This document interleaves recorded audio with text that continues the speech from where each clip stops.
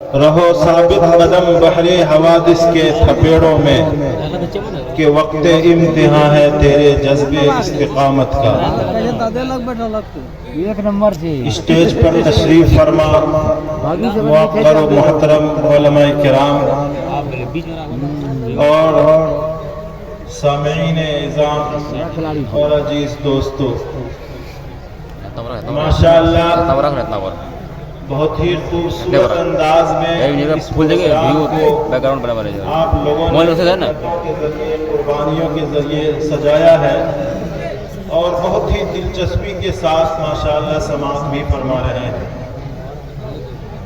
میرے دوستو، اس دنیا میں سب سے قیمتی خزانہ جو ہم لوگوں کو ملا ہوا ہے وہ ایمان کی دولت ہے، اور ایمان کی دولت ہی کی وجہ سے ہمارے دل میں وہ روشنی ہے اور وہ سورج کی کرنیں ہیں جو آپس میں ماشاءاللہ آپ کے شہر ارریہ کے قاضی حضرت مولانا مفتی عتیق اللہ صاحب نے خاندان کے لیے بہت خوبصورت پیغام دیا ہے، اور اسی طرح حضرت مولانا مفتی نسیم صاحب نے اپنے شاعرانہ تقریباً سپول میں گنپت گنج سے آیا ہوں، وہاں الحمدللہ ایک ادارہ ہمارے نگرانی میں چلتا ہے، تو آپ لوگ مسلمان بھائی ہیں اور اتنی بڑی آبادی میں جیسا بار یہ پروگرام منعقد ہو رہا ہے، پہلی بار آپ لوگوں کے جوش و خروش کی بدولت آپ کے یہاں کے علماء نے، ذمہ داران نے اور نوجوان اس کے مطابق چلانے کی کوشش کریں گے تو یقیناً آپ کامیاب ہوں گے، اور اگر آپ نے سنی ہوئی باتوں کو پسے پشت ڈال کر پھر پرانی ہی زندگی کے مطابق آپ زندگی گزارنے لگے تو پھر اس پروگرام کا خاطر خواہ فائدہ نہیں ہوگا۔ میں نے آپ کے سامنے قرآن کریم کی ایک آیت پڑھی ہے، اور اس آیت کریمہ میں اللہ رب العزت نے یہ فرمایا ہے کہ جو لوگ اللہ کے اوپر ایمان رکھتے ہیں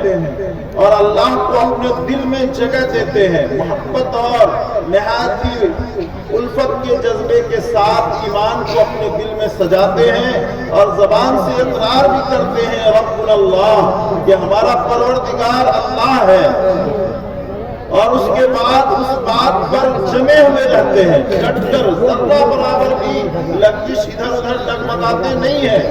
تو ایسے لوگوں کے بارے میں اللہ رب العزت فرماتے ہیں کہ تتنزل علیہم الملائکہ، اور سانسیں اکھڑنے لگے گی اور سکرات کا وقت ہوگا، اس وقت عام طور پر انسان نے جیسا عمل کیا ہوگا ویسی ہی زندگی ان کے سامنے اس وقت ہوگی۔ اگر کسی نے دنیا میں صرف مال و دولت کے پیچھے زندگی گزاری ہوگی اور اللہ رب العزت کے احکامات کی بجاوری نہیں کی ہوگی اور اللہ کو انہوں نے دنیا کا دماغ میں آئے گی اور وہ مال مال کہتا ہوا اس دنیا سے چلا جائے گا۔ لیکن اگر سنو کہ تم کو بالکل بھی خوف زدہ ہونے کی ضرورت نہیں ہے۔ خوف کس کو کہتے ہیں؟ خوف کہتے ہیں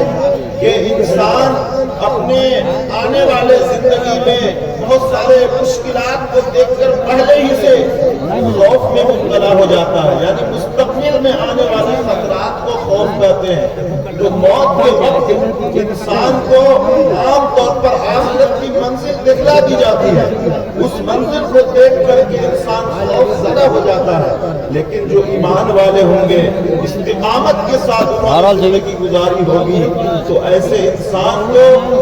خوف نہیں بلکہ خوشی کا سامنا کرنا ہوگا، کیونکہ وہ رحمت کے فرشتے آ کر ان کے سامنے جنت والا مکان ان کے سامنے کھول دیا جائے جائے گا اور اس جنت والے مکان کو دیکھ کر کے وہ خوشی اور مسرت کا اظہار فرمائیں گے. وَلَا تَحْزَنُوا یعنی پچھلی زندگی میں دنیا کی زندگی میں جو بہت ساری مشکلات کو انہوں نے جھیلا ہوگا, بہت ساری پریشانیوں کو جھیلا ہوگا, اس کے سلسلے میں جو اس کے دل میں حزن و ملال ہوگا, وہ فرشتے کہیں گے اللہ تخافوا ولا تحزنوا وابشروا بالجنة التي كنتم توعدون, کہ تم کو اس جنت کی خوشخبری دی جاتی ہے جس جنت کا دنیا میں علماء کرام نے, اللہ نے قرآن کریم میں اور رسول اللہ قرآن کریم کے ذریعے جو تفسیر کی ہے قرآن کی حدیث کے ذریعے, اس حدیث میں جو بشارت دی گئی تھی جنت. دوستو کہنے کا مقصد یہ ہے کہ ایمان انسان کی زندگی کی سب سے قیمتی دولت ہے, اور اگر کوئی اس دنیا میں ایمان بچا کر اللہ کے یہاں چلا گیا تو وہ سب سے خوش نصیب انسان ہے. ایک صحابی اللہ رب العزت کے پیارے حبیب صلی اللہ علیہ وسلم کے پاس تشریف لاتے ہیں اور بتلائیے جو مختصر ہو اور مرائد کو جان کر اس کے مطابق اپنی زندگی گزارنے کی کوشش کرو. تو میرے دوستوں کہنے کا مقصد یہ ہے کہ آج ہم لوگ مومن ہیں, لیکن ہم لوگ کی زندگی میں صحیح معنی میں مومنانہ کردار نہیں ہے. جو مومن والے افعال ہونی چاہیے اور مومن والے کردار ہونا چاہیے وہ نہیں ہے. اسی لیے میں نے آپ کے سامنے مسلم شریف کی ایک حدیث پڑھی. اللہ کے پیارے حبیب صلی اللہ علیہ وسلم نے فرمایا بادروا بالاعمال فتنا كالليل المظلم, کہ اندھیری رات کی طرح پیدل پہ آنے والے فتنوں سے پہلے تم نیک اعمال کر لو.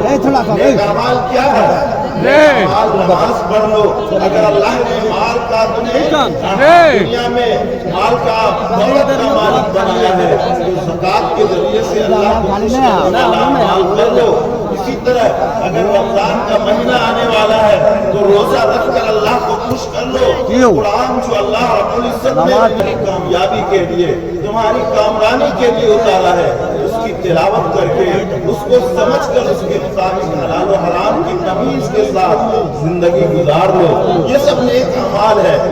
لوگوں کے ساتھ خیر خواہی سے پیش آؤ, رشتہ داروں کے حقوق کو ادا کرو. میاں ہے تو اپنے بیوی کے حقوق کرنا چاہتا ہے تو آپس میں دونوں محبت کے ساتھ رہے, تبھی دونوں کے بچے بہترین طریقے سے پرورش پائیں گے اور اللہ رب العزت کے یہاں دونوں کو ضمانت جنت کی دی جائے گی اور ان کے بچے بھی کامیاب ہوں گے. تو میرے دوستوں کہنے کا مقصد یہ ہے کہ مسلم شریف کی یہ حدیث یہ بتا رہی ہے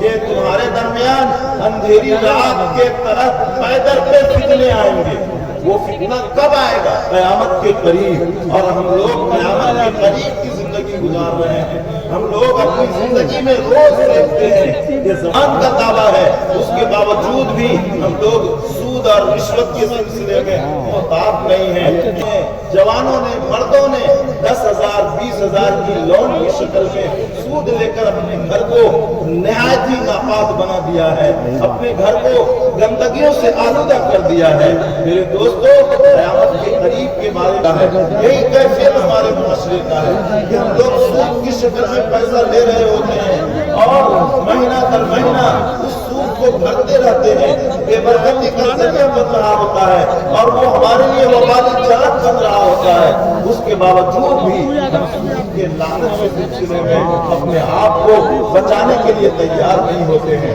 جبکہ یہ ایسا سخت گناہ ہے کہ اس کے بارے میں قرآن نے فرمایا فَإِن لَمْ تَفْعَلُوا فَاعْلَمُوا بِحَرْبٍ مِّنَ اللَّهِ وَرَسُولِهِ, کہ اگر تم سود سے باز نہیں آتے ہو تو پھر اللہ اور اس کے رسول سے لڑائی کے لیے تیار ہو جاؤ. یعنی اللہ اور رسول سے لڑنے کی کس کے اندر سمجھ ہے. سود کے بارے میں اور اس حرام خوری کے سلسلے میں جتنی سخت اللہ رب العزت نے وعید قرآن میں نازل فرمائی ہے, شاید کسی گناہ کے بارے میں اتنا سخت لہجہ اللہ نے نہیں اپنایا ہے. اس لیے میرے دوستو اس کی وجہ یہ ہے کہ سود کے ایک لقمہ کھانے کی وجہ سے انسان کی زندگی میں 40 دن کا جو مقبول عبادتیں ہوتی ہے وہ بھی اللہ کی یہاں مردود ہو جاتی ہے، اور انسان کے دل کے اندر طرح طرح کے برائی کو چاہیے کہ ہم اپنے آپ کو حرام خوری سے اور رشوت کی شکل میں کیا برائی ہمارے سماج میں ہے کہ جہیز جو لیتے ہیں، جہیز یہ رشوت کی شکل میں ہے کہ جو چیز آپ کے ذمے میں فرض ہے، واجب ہے، اس کی ادائیگی کے سلسلے میں اگر کوئی پیسہ مانگتا ہے تو اس کو رشوت کہا جاتا ہے۔ کیا مثال کے طور پر آپ سرکاری آفس میں جاتے ہیں، سرکار نے اس کو اپنا خادم اور نوکر اس لیے بنایا ہے کہ وہ آپ کے کاموں کو انجام دے، لیکن ان کاموں کو انجام دینے کے لیے وہ آپ سے رشوت مانگتا ہے، آپ سے گھوس مانگتا ہے، تو آپ کہتے ہیں کہ سرکار نوکری دے کر کے ان کو موٹی تنخواہ بھی دے رہا ہے اور عام لوگوں کے کام کے لیے یہ گھوس اور رشوت بھی لے رہا ہے، اس کو آپ بری نظر سے دیکھتے ہیں۔ اسی طرح ہمارے سماج میں ایک بہت ہی گھناؤنی بیماری ہے جس کا نام جہیز ہے۔ جہیز یہ گھوس اور رشوت کی شکل ہے۔ اس کی شادی کرنا، اچھے گھر میں اس کو بیاہنا، یہ آپ کے اوپر فرض ہے اور ماں باپ کے اوپر فرض ہے۔ اس فرض کی ادائیگی کے لیے لڑکی والے سے آپ رقم مانگتے ہیں تو یہ گویا گھوس مانگنا ہوا۔ ایک فرض کی ادائیگی پر جو ذمہ داری اللہ نے آپ کے اوپر دی ہے، اس ذمہ داری کی ادائیگی پر اگر آپ جہیز کا مطالبہ کرتے ہیں تو گویا آپ رشوت کا مطالبہ کر رہے ہیں۔ اس لیے یہ بھی حرام خوری ہے، اور اگر آپ نے اپنی زندگی میں لڑکی والے کو یہ رقم واپس نہیں کیا تو قیامت کے دن بہت سخت آپ سے بات کیا جائے گا، بہت سخت سزا بھی آپ مستحق ہوں گے۔ اسی لیے پیارے حبیب صلی اللہ علیہ وسلم نے فرمایا الراشی والمرتشی کلاہما فی النار، کہ سود یعنی رشوت کھانے والا اور رشوت دینے والا یعنی رشوت لینے والا دینے والا دونوں کے دونوں جہنمی ہیں، دونوں کو سزا دیا جائے گا، اس لیے کہ دونوں اس گناہ کو سماج میں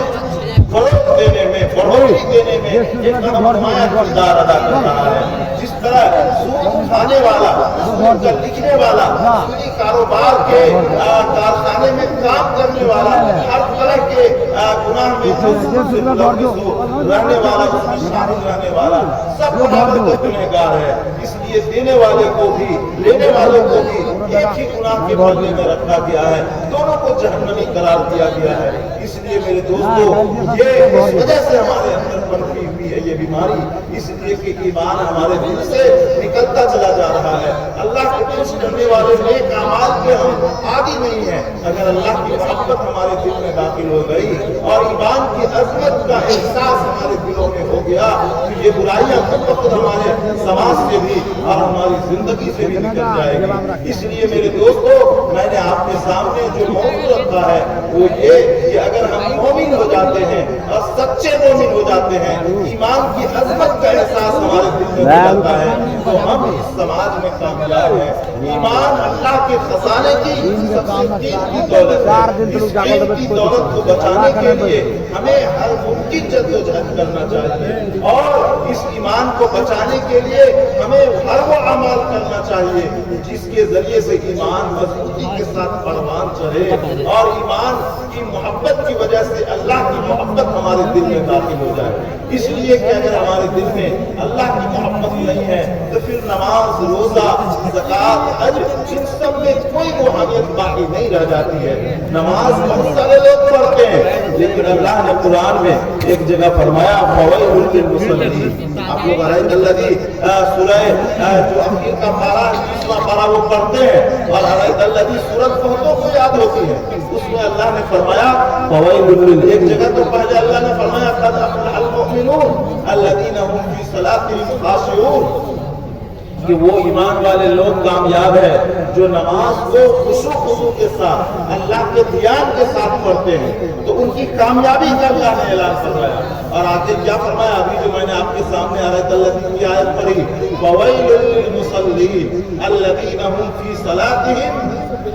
ساہون، کہ وہ نمازی لوگ جہنمی ہے اور جہنم میں ایک طبقہ وائل ہے، اس وائل میں جانے کے مستحق ہے اور خرابی کے مستحق ہیں جو لوگ نماز تو پڑھتے ہیں لیکن نماز میں سسلت برتتے ہیں۔ اس لیے تو شاعر نے کہا ہے کہ محبت کا جنون باقی نہیں ہے،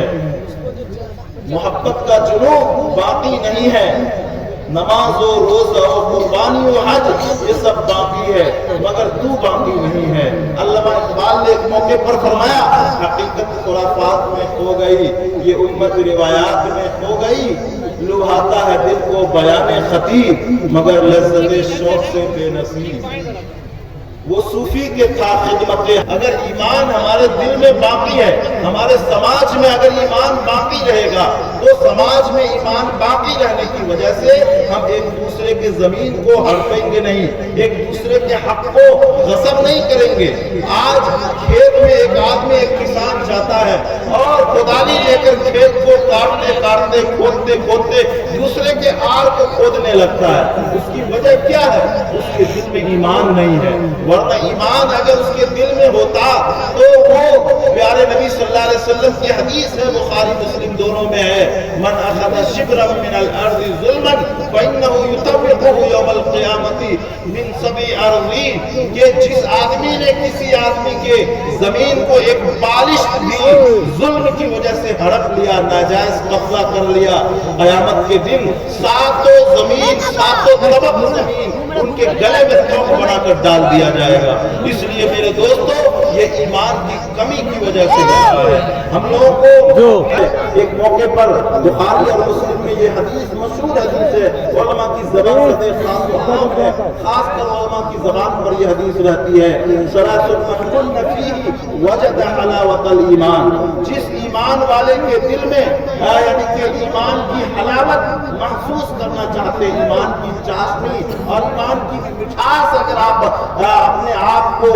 اس سے مسید کرنا چاہتے ہیں اور ایمان کی حلاوت سے اپنے آپ کو برابر کرنا چاہتے ہیں تو پیارے نبی صلی اللہ علیہ وسلم نے 3 نشانیاں فرمائی ہے کہ ان یکون اللہ ورسولہ احب الیہ مما سواہما، کہ اللہ اور رسول کی محبت دنیا وما فیہا کی تمام چیزوں سے زیادہ جس انسان کے دل میں ہو وہ ایمان کی مٹھاس اور حلاوت سے اپنے آپ کو برابر کرے گا۔ اور آگے پیارے نبی نے فرمایا ان کے لیے جو دنیا میں انسانوں سے محبت کرے گا وہ انسانوں کے بیچ میں تفریق نہیں کرے گا، فرقہ بندی نہیں کرے گا، ذات پات کا شکار نہیں ہوگا، بلکہ ہمیشہ ہر انسان کو ایک نظر سے دیکھے گا، ہر ایک کی حق کی ادائیگی کی وہ کوشش کرے گا، کیونکہ اللہ کا فرمان ہے پیارے نبی صلی اللہ علیہ وسلم کی زبانی کہ الخلق عیال اللہ، کہ دنیا میں جتنے بھی مخلوقات ہیں چاہے وہ کافر ہو، چاہے وہ مسلمان ہو، چاہے وہ عیسائی ہو، چاہے وہ یہودی ہو، کسی بھی دھرم کا ماننے والا ہو، لیکن صرف اگر انسان ہے اور اللہ کی مخلوق ہے تو اللہ کی مخلوق وہ سب کے سب اللہ کا کنبہ ہے، اللہ کا خاندان ہے۔ فحب الخلق الی اللہ تعالی من احسن الی عیالہ، اللہ رب العزت کے نزدیک تمام مخلوق میں سب سے زیادہ پسندیدہ وہ انسان ہے جو سب کے ساتھ رواداری اور محبت یکسانیت کا معاملہ کرے، مساوات کا معاملہ کرے، ایک ساتھ سب کے ساتھ محبت کے ساتھ پیش آئے، ہمدردی کا جذبہ ہمارے دلوں میں ہو، دوسرے کو دیکھ کر ہم کینہ، حسد اور بغض اور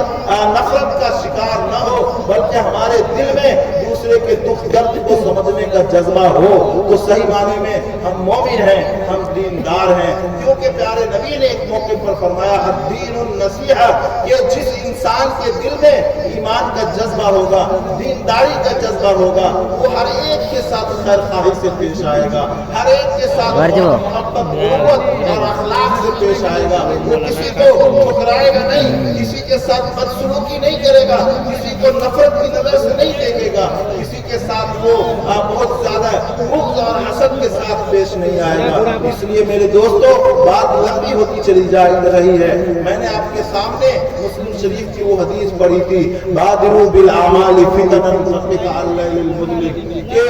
اندھیری رات کی طرف پیدل پہ آنے والے فتنے سے پہلے پہلے نیک اعمال کر لو، اللہ کو خوش کرنے والے اعمال بڑھ چڑھ کر کر لو۔ اس لیے کیا ہونے والا ہے کہ یصبح الرجل الرجل مؤمنا ويمسي کافرا، ایسا زمانہ آنے والا ہے کہ انسان صبح میں مسلمان ہوگا، شام ہوتے ہوتے کافر ہو جائے گا۔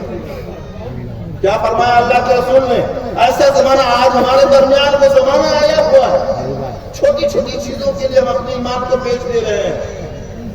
ابھی ہمارے بھائیوں نے آپ کے سامنے بہت تفصیل سے بات چیت کی ہے۔ آپ الیکشن کا زمانہ آنے والا ہے، الیکشن کے زمانے میں ابھی ہمارے برادر وطن نے آپ کے سامنے ایمانداری کا سبق پڑھایا۔ ایمانداری کے ساتھ آپ کو ووٹ ڈالنا چاہیے۔ میں آپ کو کہنا چاہتا ہوں کہ ایمان والے کا کیا تقاضا ہے، اس ایمان کا ہم لوگوں سے کیا یعنی کہ اللہ رب العزت نے مطالبہ کیا ہے ایمان کے بلبوتے پر، وہ یہی تو کہ ہم اپنے ایمان کے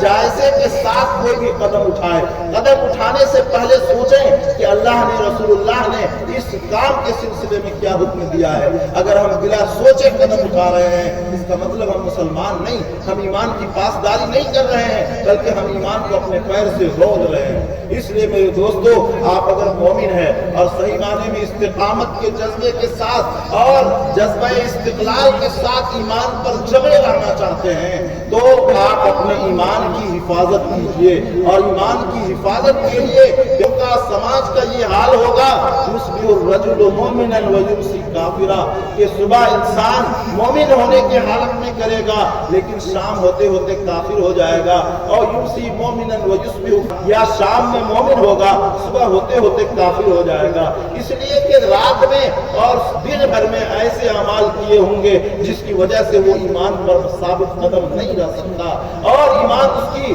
صحیح سالم بچ ہی نہیں سکتا۔ اور اس کی وجہ کیا ہوگی؟ اللہ کے نبی فرماتے ہیں یبیع دینہ بعرض من الدنیا، وہ اپنے دین کو دنیا کے معمولی مفاد کے لیے، دنیا کے معمولی دولت کے لیے، 500 روپے کے لیے، چائے کے لیے، چائے کی دکانوں پر چند بسکٹ اور چائے پی، ایک خوف اور ڈر کا ماحول پیدا کرنا چاہتے ہیں۔ ایسے لوگوں کو اگر آپ ووٹ دیتے ہیں تو اس کے بارے میں بھی یعنی کہ یہ کہا گیا ہے کہ آپ جھوٹی گواہی دے رہے ہیں، اور جھوٹی گواہی دینے والا اللہ کے ہاں سب سے بڑا گنہگار ہے، بلکہ شرک کے بعد اسی کی اللہ کے ہاں سب سے سخت عذاب ہوگا، اسی کو سب سے زیادہ سخت عذاب ہوگا۔ بلکہ ایک موقع پر حضرت پیارے نبی صلی اللہ علیہ وسلم نے تقریباً ہمارے معاشرے کی 14-15 برائیوں کا تذکرہ فرمایا کہ ان برائیوں کا جب ظہور ہوگا تو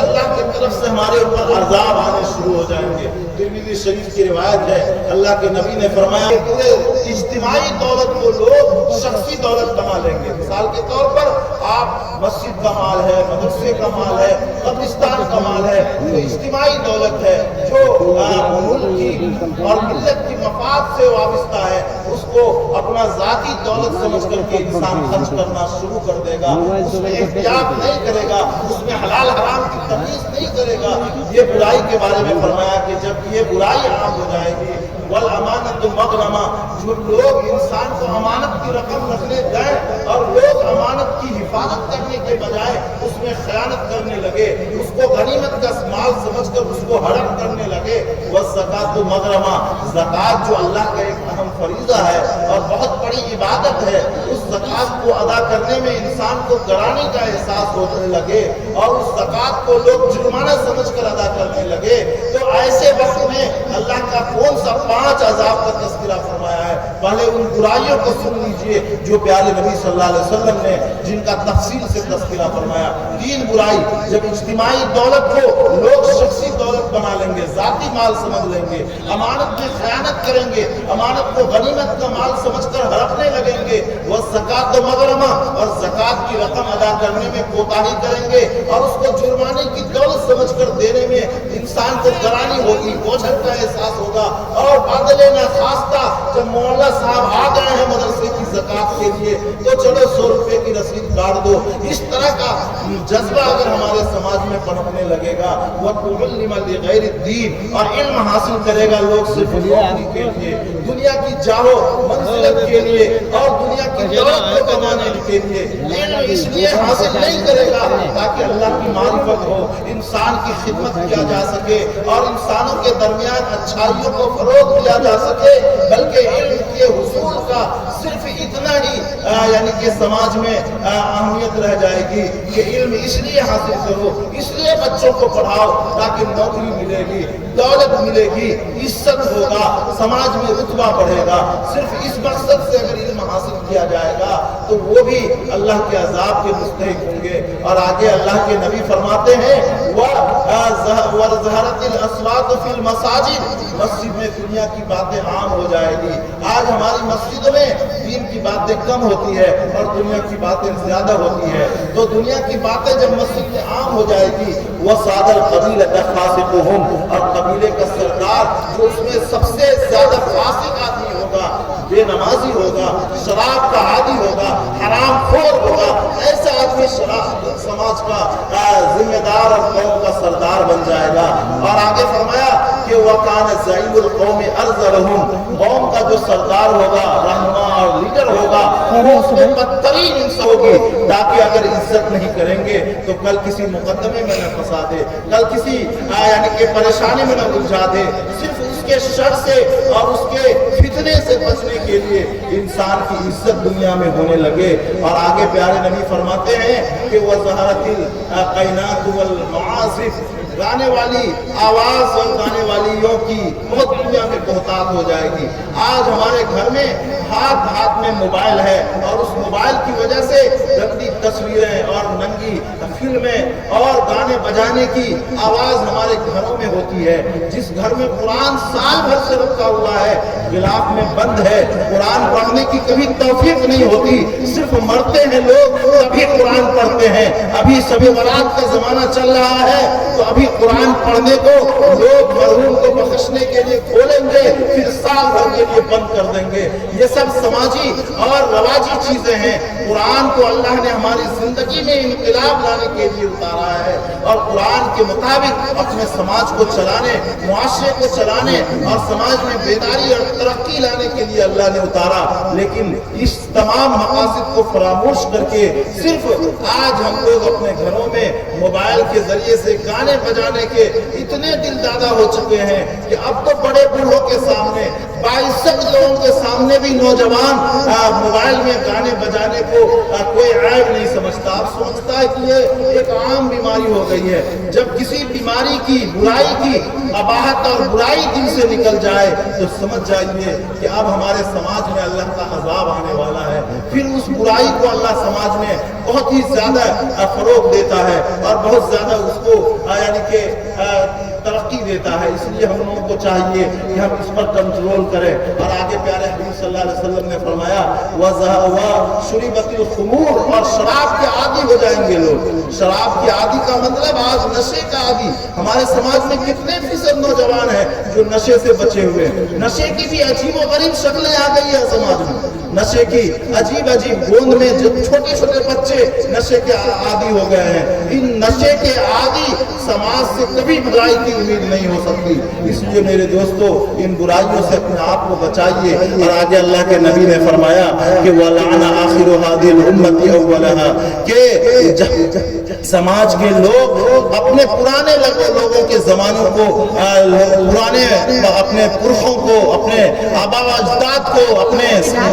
سابقین اولین زمانے کے جو ہمارے پیش رو ہیں ان کو برا بھلا کہنے لگے۔ یہ سب بیماری اور خرافات، یہ سب برائیاں جب ہمارے سماج میں پیدا ہو جائے گی تو اس کے بعد کیا ہوگا؟ فَارْتَقِبُوا إِنَّ ذَلِكَ رِيحًا حَمْرَاءَ وَزَلْزَلَةً وَخَسْفًا وَمَسْخًا وَقَذْفًا وَآيَاتٍ تَتَابَعَ كَنِظَامِ بَالٍ قُطِعَ سِلْكُهُ فَتَتَابَعَ بَعْضُهُ بَعْضًا۔ اللہ کے نبی فرماتے ہیں 5 طرح کے عذاب آئیں گے۔ کبھی تو آگ کے ذریعے سے لوگوں کی بستیاں جلا دی جائے گی، کبھی زلزلے آئیں گے، کبھی زمین میں لوگ دھسا دیے جائیں گے، اور آخر زمانے میں وہ عذاب آئے گا انسان کی شکلیں بنی اسرائیل کی طرف بدل جائے گی۔ جس طرح بنی اسرائیل کے لوگوں نے اللہ کی نافرمانی کی تھی تو بوڑھوں کو سور کی شکل دے دیا تھا اور جوانوں کو بندر بنا دیا تھا، اسی طرح کی شکلیں ہماری کہیں بدل نہ دی جائے اور زمین میں دھسا نہ دیا جائے۔ اس لیے میرے دوستو ہم لوگوں کو اپنے ایمان کی حفاظت کرنے کے لیے حتی الامکان کوشش کرنا ہے۔ اور ایمان کی بچاؤ کیسے ہوگی؟ اللہ کو خوش کرنے والے اعمال سے نمازوں کے اندر اللہ کے عظمت کو برقرار رکھیں، قرآن کی تلاوت کریں اور پورے سال معمول بنائیں، روزانہ چند صفحات اور چند سورتوں کی تلاوت کرتے رہیں، سورہ یاسین کی تلاوت کریں، سورہ واقعہ پڑھیں، مغرب بعد فجر بعد سورہ یاسین پڑھیں اور چند صفحہ قرآن ضرور پڑھنے کی کوشش کریں۔ تو یہ سب اعمال اگر ہمارا جاری رہے گا تو اس کی وجہ سے ہمارا ایمان صحیح سالم رہے گا، اور ایمان اس دنیا میں اگر بچا کر اللہ کے ہاں چلے گئے تو آپ سب سے خوش نصیب لوگ ہیں۔ اگر ایمان ہمارا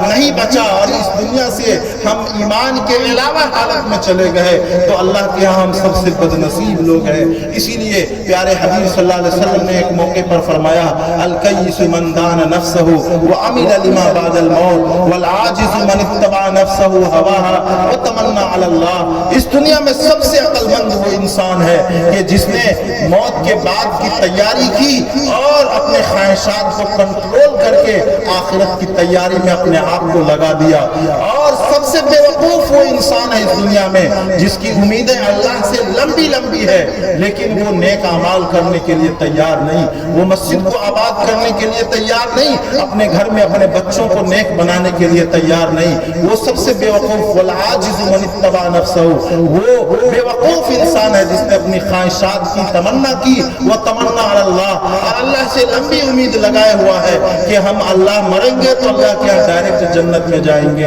میرے دوستو، بہت ساری باتیں منتشر باتیں میں نے آپ کے سامنے کہی ہے، میری آواز بیٹھی ہوئی تھی، اس کے باوجود بھی جو باتیں آپ کے سامنے کہی گئی ہے اللہ تعالی ہم سب کو عمل کرنے کی توفیق عطا فرمائے، آمین۔ وما علینا الا البلاغ۔